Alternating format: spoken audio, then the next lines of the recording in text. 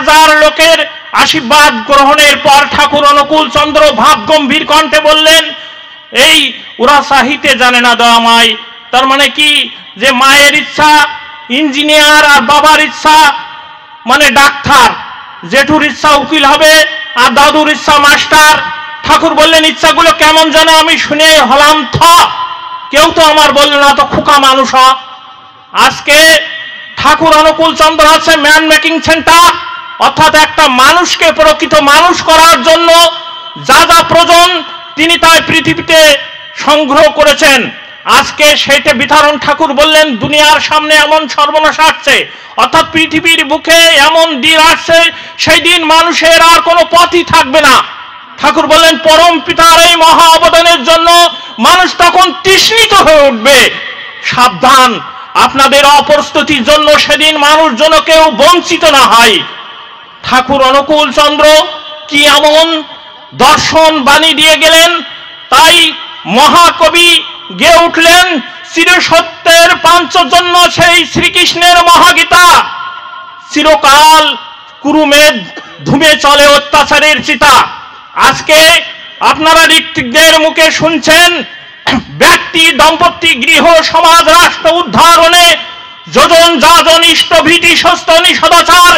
শুধু এই কথা আজকের নয়, ঠাকুর অনুকূল চন্দ্রের নয়, সেই দাপার যুগে ভগবান শ্রীকৃষ্ণর সেই চিরসত্যের পাঞ্চজন্য তিনি 5 বার যে শঙ্খধ্বনি দিয়েছিলেন, সেইটাই ছিল সেই দিনকের ব্যক্তি জীবন, দম্পতি জীবন, গৃহ রাষ্ট্র সমাজ, এই পাঞ্চজন্য তিনি কিন্তু ওই শঙ্খধ্বনি বাজিয়েছিলেন। আজকে ঠাকুর অনুকূল চন্দ্র এই পাঞ্চজন্যে কিন্তু এই শঙ্খ বাজিয়েছেন, যে যজন যাজন ইষ্টভীতি সস্তনি সদাচার। ঠাকুর অনুকূল চন্দ্র বললেন, এই যজন যাজন হচ্ছে যেমন একটা প্লেনের 2টি পাকা আছে, একটি হচ্ছে যজন আর একটা হচ্ছে যাজন, আর ইষ্টভীতি হচ্ছে মোটিভ ফোর্স, অর্থাৎ একটানে সেই গোলকধাম। আজকে এই গোলকধামে যাওয়ার জন্য ঠাকুর অনুকূল চন্দ্র যে মোটিভ ফোর্স, সেটা হচ্ছে এই কিন্তু মহানাম, সেটা হচ্ছেন রাধা নাম। এই মোটিভ ফোর্স রাধা নাম, কিশোরীয় তাই বাঁশরীয় কেমন সদা, যখনই ফেলি কান শুনি শুধু রাধা রাধা। কোথা হতে এসেছিলি মনোপ্রাণ হেরে নিলি, কি বল শিকসবাসী বলে শুধু রাধা রাধা। আজকে ঠাকুর অনুকূল চন্দ্র এই মোটিভ ফোর্স হিসেবে মহানাম, আপনারা জানেন এক দাদা এখানে সেই মহাভাববাণী ওখানে প্রচার করেছিলেন বসে বসে, ওখানে কিন্তু সেই ওই মহানাম নামের কথা ওখানে উচ্চারণ করেছেন।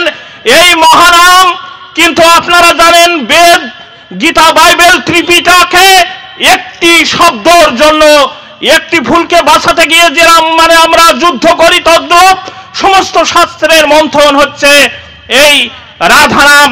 আপনারা জানেন যে মহা যে কল্কি পুরাণ, এই মহা কল্কি পুরাণে সুস্পষ্ট ভাষায় লেখা আছে, পৃথিবীর ইতিপূর্বে আপনারা যে যে মত গ্রহণ করেন বা নাই করেন, যখন এই মহা কল্কি অবতার এই পৃথিবীতে আসবেন, এই মহানাম নিয়ে আসবেন, তখন কিন্তু আপনারা প্রত্যেকে যে মত গ্রহণ করেন বা নাই করেন, প্রত্যেকেরই এই মহা কল্কি অবতার রূপে এই মহানাম গ্রহণ করতে হবে। বেদব্যাস কৃষ্ণদ্বৈপায়নের প্রশ্ন উত্তরে তিনি ওখানে বললেন, এই মহা কল্কি পুরাণের এই মহা কল্কি অবতারকে কেন গ্রহণ করতে হবে? তখন বেদব্যাস বললেন, যেহেতু কলিযুগে মহাপাপের সমন্বয় হবে, মহাপাপের প্লাবন হবে, তাই সেই কলিযুগে মহাকল্কি অবতার রূপে সেই মহাপাপের সেই নাশকারী হিসেবে তিনি মহানাম এবং মহাভাবের সমন্বয়ে তিনি এখানে বাণী ও দর্শন উপস্থাপন করবেন। তখন কৃষ্ণদ্বৈপায়ন বললেন, ঠাকুর অনুকূল চন্দ্র এই যুগের কিন্তু সেই মহাকল্কি অবতার, তিনি সেই মহানাম নিয়ে এসেছেন। এই শাস্ত্রে প্রমাণ করে ঠাকুর অনুকূল চন্দ্র সেই মহাকল্কি অবতার। আর এই কল্কি অবতারের শক্তি সম্পর্কে বেদব্যাস আরো ব্যাখ্যা করেছেন, সেখানে বলেছেন আমাদের 10টি অবতারের কথা শাস্ত্রে উল্লেখ আছে। এই 10টি অবতারের শক্তি সম্বন্ধে ভাগবতে সুন্দরভাবে বেদব্যাস ব্যাখ্যা করেছেন। সেখানে প্রত্যেক অবতারের শক্তি সম্বন্ধে বলতে গিয়ে ব্যাখ্যা করেছেন, একটা অবতারের শক্তি হবে এক সূর্য সমদীপ্ত, অর্থাৎ মৎস্য অবতারের শক্তি এক সূর্যের শক্তি সমান শক্তি ধারণ করবে। এরম কুর্ম, বরাহ, ঠাকুর অনুকূল চন্দ্র মহাকল্কি অবতারের পূর্বে 9টি অবতারের শক্তি হবে 9 সূর্য সমদীপ্ত শক্তি।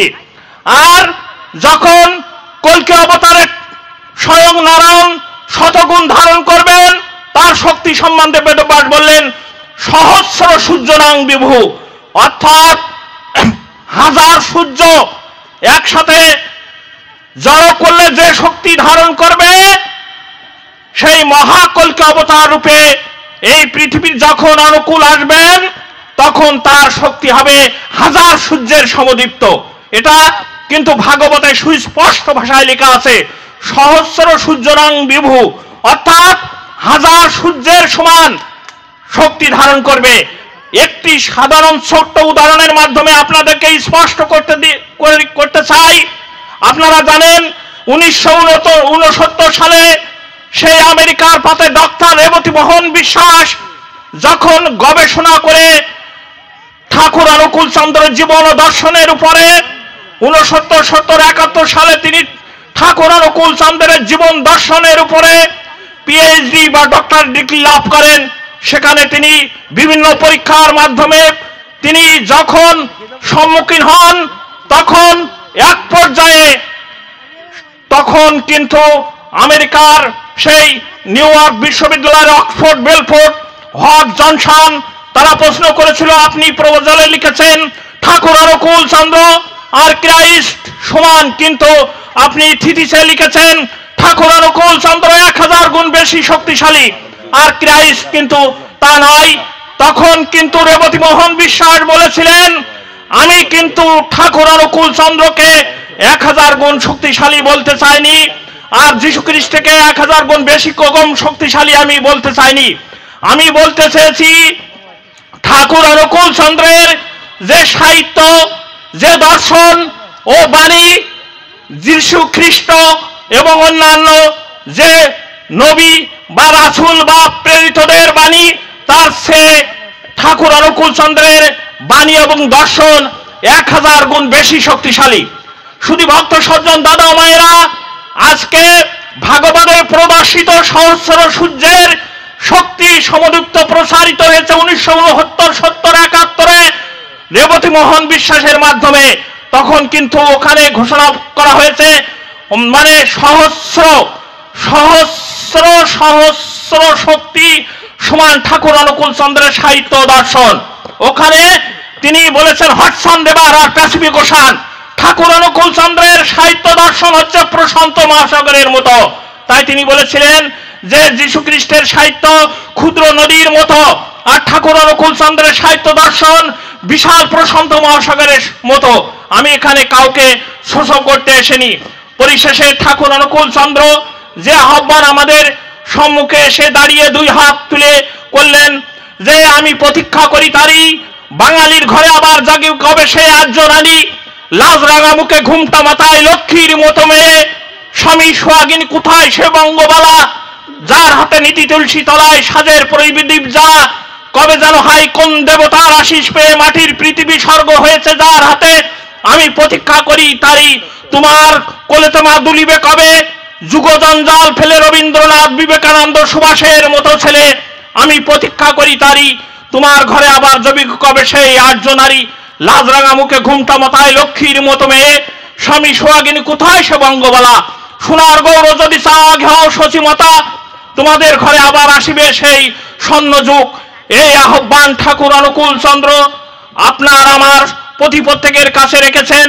ঠাকুর অনুকূল চন্দ্রের এই জীবন দর্শনের আহ্বান করে আজকে প্রত্যেক জীবনের শুরু থেকে from beginning to end a serious of process, Thakur Anukul Chandra বললেন এই অনুকূল শব্দ, এই অনুকূল দর্শন, অনুকূল বাণী শুরু থেকে শেষ পর্যন্ত চলছে এবং চলবে।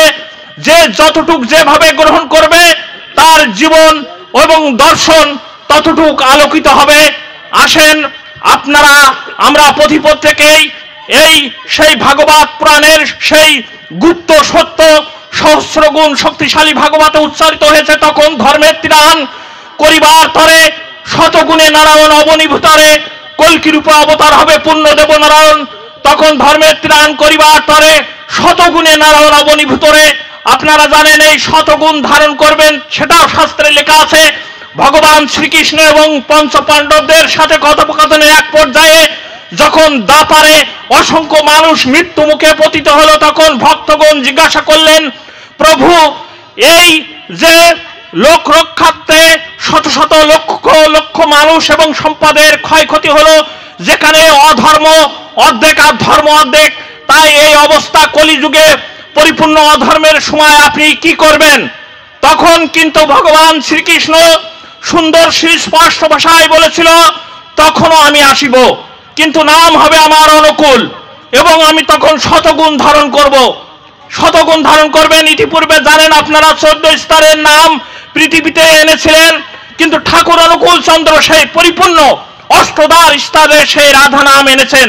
তাই কিন্তু ভাগবতে সুন্দর করে সুস্পষ্ট ভাষায় বেদব্যাস লিখেছেন যে তখন ধর্মের ত্রাণ করিবার তরে শতগুণে নারায়ণ অবনীভূতরে কল্কি রূপে অবতার হবে পূর্ণদেব নারায়ণ।